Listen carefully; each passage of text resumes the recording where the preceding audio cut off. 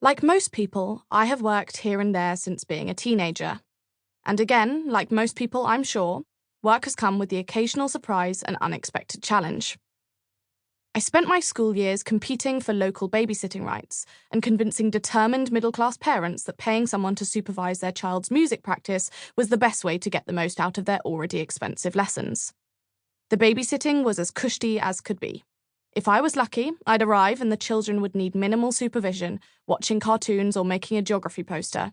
Then they'd get straight into bed and I'd revel in the luxury of their parents' skybox. The worst babysitting experience I had involved a new client. Upon arrival, the family's dog somehow slipped out the front door without any of us noticing.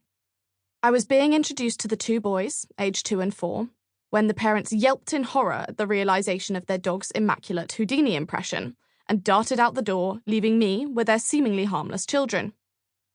The younger boy requested a story about a dinosaur, so I settled into the playroom to read about Darren the Diplodocus, hoping the parents would find the dog, both for its own good and for my selfish desire that they'd go out and I could babysit as planned. Out of the corner of my eye, I noticed child number 1 waddling round the corner into the kitchen, so I paused Stephen the Stegosaurus and went to retrieve him.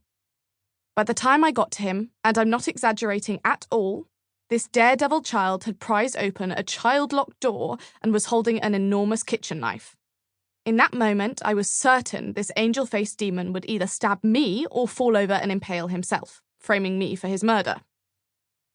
After a lucky escape for both of us, I sat the children down and mustered up my most authoritative voice, explaining just how dangerous Knifegate could have been, and that it was neither funny nor clever.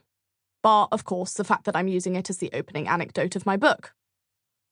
In response to this monologue, Terrible Toddler 2 opened his tiny mouth. I awaited my apology. Instead, the words, "I need poo," came out. Jumping into action, I swiftly demanded directions to the nearest toilet while scooping up Team Double Trouble under my arms. After following the infant sat-nav, I found myself at our destination, the master bedroom toilet, which, via some strange, masochistic interior design decision, was carpeted. We're talking wall-to-wall. I immediately saw where these children inherited their propensity for danger from. At that moment, "I need poo" made an unfortunate transition to "I done poo," to which I responded, ever hopeful, "You need poo?" As the child enthusiastically expressed verbal confirmation of their already existing defecation, I placed the other on the floor and began to remove Poo Boy's trousers. I hoped and prayed that the youth had just not yet perfected his tenses, but alas. A pungent smell wafted out of his tiny trousers, followed by a huge poo, which fell onto the carpeted floor. As I racked my brains for recent wrongdoings that could have warranted such a drastic influx of bad karma, the older boy let out a cackle that could only be associated with impending doom and reached, both hands outstretched, for the stool.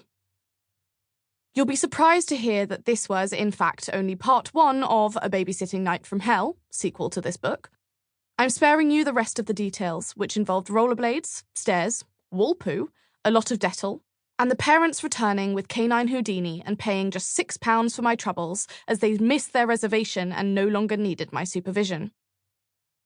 Instead, as this is not a book about a baby's capacity to act as the most powerful form of birth control, nor one titled "Why You Should Never Let Me Babysit Your Children," I'll move swiftly on to how symbolic this is of our current relationship to our working lives. While Poogate serves as great comic relief, it was also an important milestone for me. The first inkling that the reality of working life was going to be different to what I'd imagined in my hazy dreams of adulthood. And, while a particularly extreme representation, this is not unique to me. It seems to be the entire storyline of just about everyone's new working life. Expectation does not equal reality, as the Instagram world would put it. Directly under a collage of someone posed and perfect on the left, and the same person looking perfectly socially acceptable, but this time contorted into a shape that could only resemble a banana to demonstrate the reality of their stomach rolls on the right. In most cases, our working lives take a very different form to our glossy expectations, and I'm certainly not the only person who had corporate dreams of resembling a Suits cast member.